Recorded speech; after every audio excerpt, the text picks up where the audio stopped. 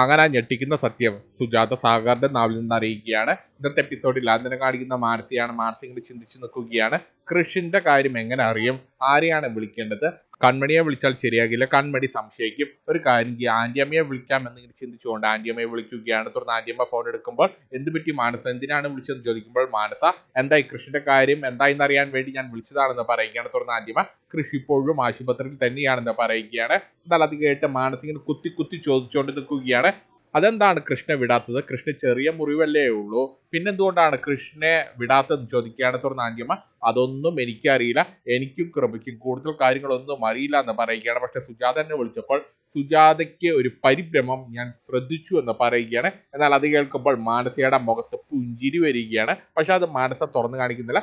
തുടർന്ന് മാനസ പിന്നെ ആന്റിയമ്മയോട് അങ്ങനെയാണെങ്കിൽ നാളത്തെ കല്യാണത്തിന് കൃഷി വരുമോ എന്ന് ചോദിക്കുകയാണ്. എന്നാൽ അത് കേട്ട് ആന്റിയമ്മയ്ക്ക് നല്ല ദേഷ്യം വരികയാണ്. ഉവടി കല്യാണം, ഏറ്റവും പ്രധാനപ്പെട്ടത് കൃഷിന്റെ ജീവനാണ്, കൃഷി ആദ്യം തിരിച്ചു വരട്ടെ എന്നിട്ടാക്കാം കല്യാണം, തൽക്കാലം നാളത്തെ കല്യാണം ഒന്നും നടക്കാൻ പോകുന്നില്ല എന്ന് ആന്റിയമ്മയെ അങ്ങോട്ട് പ്രഖ്യാപിക്കുകയാണ്. എന്നാൽ അത് കേൾക്കുമ്പോഴേക്കും മാനസിക്ക് നല്ല സന്തോഷം വരികയാണ്. തുടർന്ന് മാനസ ഹാപ്പി ആയിട്ട് ഫോൺ വെച്ച് മുകളിലേക്ക് കയറി പോവുകയാണ്.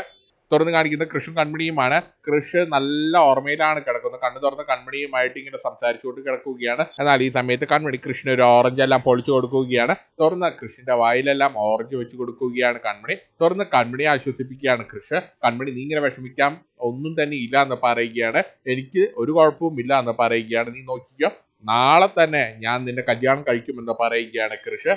എൻ്റെ കയ്യിൽ ഇപ്പോൾ ഒരു കുഴപ്പവുമില്ല, നിനക്ക് സംശയമുണ്ടെങ്കിൽ നമുക്കൊരു കാര്യം ചെയ്യാം, നമുക്കിപ്പോൾ ഒരു പഞ്ചഗുസ്തി മത്സരം നടത്താമെന്ന് പറഞ്ഞുകൊണ്ട് കൃഷി ആ മുറിവ് പറ്റിയ കൈ എടുത്ത് പൊക്കുകയാണ്. കുറച്ചു നേരം കഴിയുമ്പോൾ കൃഷ്ണ കൈമ വേദന വരികയാണ്. അത് കണ്ട് കൺമണി ഓടിച്ചെന്ന് കൃഷ്ണ താങ്ങി പിടിച്ച് കിടത്തുകയാണ്. ഞാൻ പറഞ്ഞതല്ലേ സാർ ആ കൈയിനെ റെസ്റ്റ് കൊടുക്കാൻ, അതും പറഞ്ഞുകൊണ്ട് കൺമണിയുടെ ഒരു മോട്ടിവേഷണൽ ക്ലാസ് ആണ് കൃഷ്ണന്. എന്നാൽ അത് കേട്ട് കൃഷി പിന്നെ കൺമണിയോട് എനിക്ക് സഹിക്കാൻ പറ്റുന്നില്ല കൺമണി, ഈ വേദനയല്ല ഇപ്പോൾ സഹിക്കാൻ പറ്റാത്തത്, നിന്റെ ഈ സ്റ്റഡി ക്ലാസ് ആണ് എനിക്ക് സഹിക്കാൻ പറ്റാത്തത്, നീ നാളെ ഞാൻ നിന്നെ കല്യാണം കഴിച്ച് കഴിഞ്ഞാലുള്ള അവസ്ഥ ഓർക്കുമ്പോൾ തന്നെ എനിക്ക് പേടിയാകുന്നു എന്ന് പറയുകയാണ്. തുടർന്ന് കൺമണി കൃഷ്ണ ഇങ്ങനെ തോർപ്പിച്ച് നോക്കുകയാണ്. അത് കണ്ട് കൃഷ്ണ പിന്നെ കൺമണിയോട് അയ്യോ കൺമണി, എനിക്ക് നിന്റെ ഈ ഉപദേശങ്ങളൊക്കെ വലിയ ഇഷ്ടമാണെന്ന് പറയുകയാണ്, എനിക്ക് നിന്നെ അനുസരിച്ച് നടക്കാൻ വലിയ ഇഷ്ടമാണെന്നൊക്കെ പറയുകയാണ്. തുറന്ന് കൺമണി ചിരിക്കുകയാണ്. തുറന്ന് കൺമണി പിന്നെ കൃഷി ഇങ്ങനെ തുറപ്പിച്ച് നോക്കുന്നുണ്ട്, ഇതെന്താണ് പതിവില്ലാത്തൊരു തുറപ്പിച്ച് നോട്ടം എന്ന് ചോദിക്കുകയാണ്. എന്നാൽ അത് കേട്ട് കൃഷി എനിക്ക് നിന്റെ ഈ കെയറിങ് എല്ലാം വലിയ ഇഷ്ടമാണ് കൺമണി, ഇതും പറഞ്ഞുകൊണ്ട് രണ്ടുപേരുടെയും റൊമാൻസ് ആണ്, രണ്ടുപേരും മുഖത്തോട് മുഖം നോക്കിയുള്ള ഒരു റൊമാൻസ് ആണ്.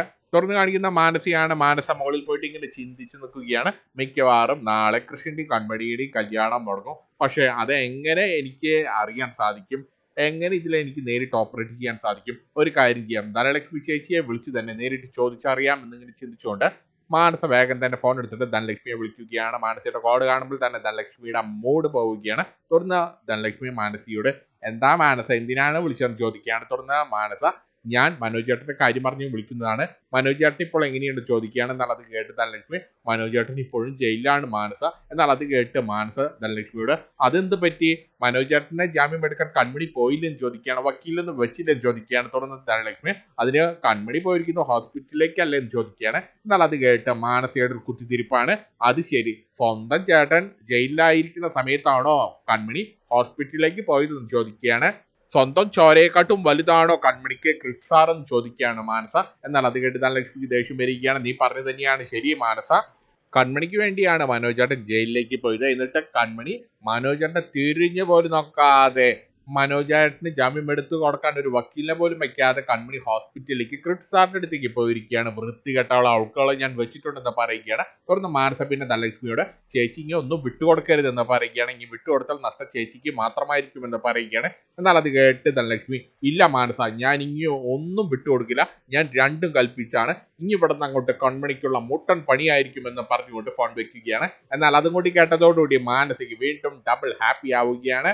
തുടർന്ന് മാനസ നല്ല സന്തോഷത്തോടുകൂടി താഴേക്ക് ചെല്ലുകയാണ്. എന്നാൽ ഈ സമയത്ത് മാനസിയുടെ മുഖത്തെ സന്തോഷം കണ്ട് ഹേമ വന്നിട്ട് മാനസി ഒന്ന് തട്ടിക്കൊണ്ട് എന്ത് പറ്റി മോളെ, നീ ഇന്ന് നല്ല ഹാപ്പിയിലാണല്ലോ എന്ന് ചോദിക്കുക. എന്നാൽ അത് കേട്ട് മാനസ ഇപ്പോൾ എങ്ങനെയുണ്ട് അമ്മ, നാളെ കൃഷിന്റെ കൺമണിയുടെ കല്യാണം നടക്കില്ല എന്ന് പറയുകയാണ്. എന്നാൽ അത് കേട്ട് ഹാമിക്ക് സന്തോഷമാവുകയാണ്. തുടർന്ന് അങ്ങോട്ടേക്ക് ജയമോഹൻ വരികയാണ്. തുടർന്ന് മാനസ കൂടുതൽ കാര്യങ്ങൾ ഡീറ്റെയിൽ ആയി പറയുകയാണ്, കൃഷി ഇപ്പോഴും ആശുപത്രിയിൽ തന്നെയാണ്, കൃഷ്ണൻ എന്തോ ഗൗരവമുള്ള എന്തോ സംഭവം ഉണ്ടെന്ന് തോന്നുന്നു, അതുകൊണ്ടാണ് ആശുപത്രിയിൽ കിടക്കുന്നത്. അങ്ങനെയാണെങ്കിൽ കൃഷ്ണൻ നാളെയും ഡിസ്ചാർജ് ആകില്ല.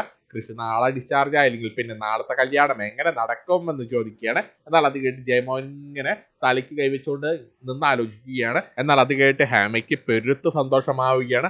അവർക്ക് അങ്ങനെ തന്നെ വേണം. എൻ്റെ പുന്നാര മോളെ ജയിലിലാക്കിയ, കള്ളക്കേസിൽ ജയിലിലാക്കി കഷ്ടപ്പെടുത്തിയ കൺമണിയുടെ കല്യാണം നാളെ മുടങ്ങണം. കൺമണിക്ക് അങ്ങനെ തന്നെ വേണം. എന്നാൽ ഇതെല്ലാം കേട്ട് ജയമോഹൻ എല്ലാം നീ വിചാരിച്ച പോലെ തന്നെ നടക്കുന്നുണ്ടല്ലോ എന്ന് പറഞ്ഞുകൊണ്ട് അവിടെ സോഫയിൽ വന്നിരിക്കുകയാണ്. തുടർന്ന് മാനസയും ജയമോഹന്റെ അടുത്ത് വന്നിരിക്കുകയാണ്. ഊവാച്ച, എല്ലാം നമ്മൾ വിചാരിച്ച പോലെ തന്നെ നടക്കുന്നുണ്ടെന്ന് പറയുകയാണ്. തുടർന്ന് ജയമോഹൻ വെറുതെ അനാവശ്യമായിട്ട് മാനസ ഇങ്ങനെ പൊക്കി അടിക്കുകയാണ്.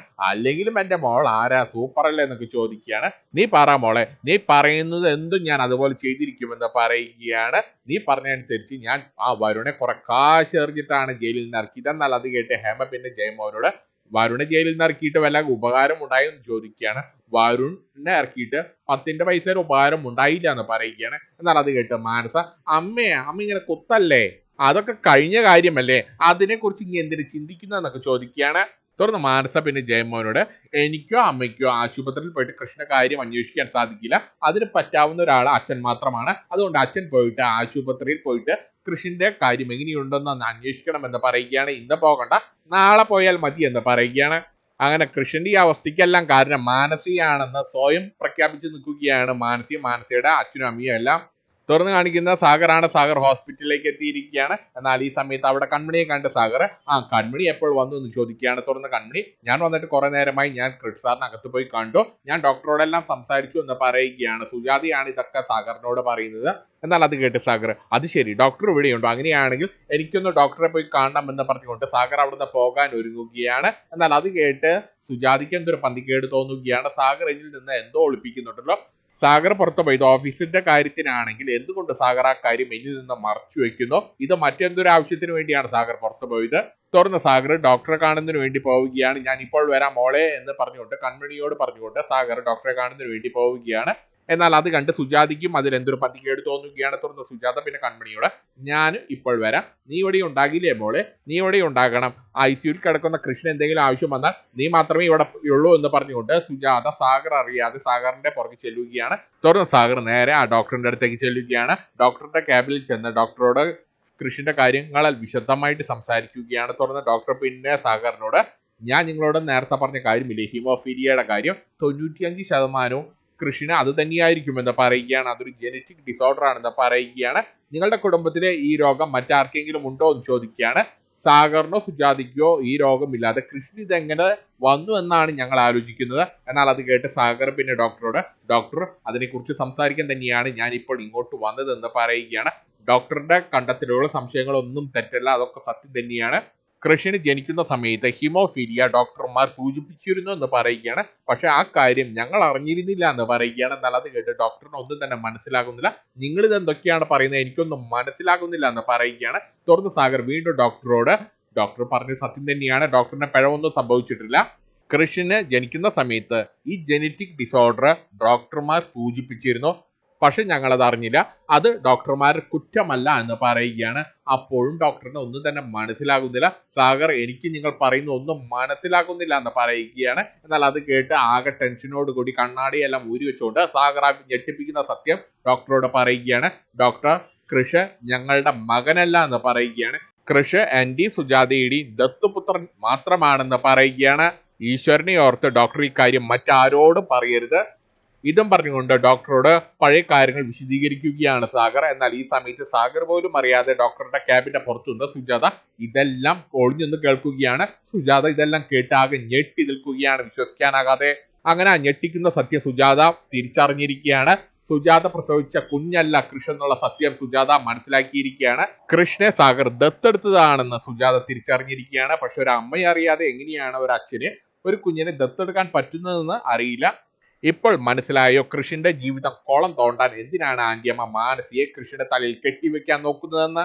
അങ്ങനെ ഞെട്ടിക്കുന്ന സത്യങ്ങളെല്ലാം പറഞ്ഞുകൊണ്ട് സാഗർ പുറത്തേക്ക് ഇറങ്ങുന്ന സമയത്ത് ആ ഡോക്ടറുടെ ക്യാബിന്റെ പുറത്തു നിന്ന് ഒളിഞ്ഞു നിന്ന് കേട്ട ഇതെല്ലാം ഒളിഞ്ഞു നിന്ന് കേട്ട സുജാത ഇങ്ങനെ വിഷമിച്ച് കരഞ്ഞുകൊണ്ട് നിൽക്കുന്നത് സാഗർ കാണുകയാണ്. സുജാതയെ അവിടെ കണ്ട സാഗർ ഒന്ന് ഞെട്ടി നിൽക്കുകയാണ്. സുജാത സത്യങ്ങളെല്ലാം മനസ്സിലാക്കിയെന്ന് സാഗർ തിരിച്ചറിയുകയാണ്. തുറന്ന സുജാതയെ സാഗർ വിളിക്കുകയാണ്. തുറന്ന സുജാത തിരിഞ്ഞു നോക്കി സാഗറിന്റെ കണ്ണുരുട്ടി പേടിപ്പിച്ചുകൊണ്ട് സുജാത അവിടുന്ന് കരഞ്ഞ് നിലവിളിച്ചുകൊണ്ട് മുകളിലേക്ക് ഒറ്റ ഓട്ടമാണ്. അങ്ങനെ സുജാത ഒറ്റയോട്ടത്തിൽ എവിടെയും നിൽക്കാതെ ആശുപത്രിയുടെ താഴെ നിന്ന് ആശുപത്രിയുടെ മുകളിലത്തെ ഫ്ലോർ വരെ ഒറ്റയോട്ടമാണ്. വഴിയിൽ കണ്ടവരെയെല്ലാം സുജാത തള്ളി മാറ്റിക്കൊണ്ടാണ് മുകളിൽ വരെ ഓടിയെത്തിയത്.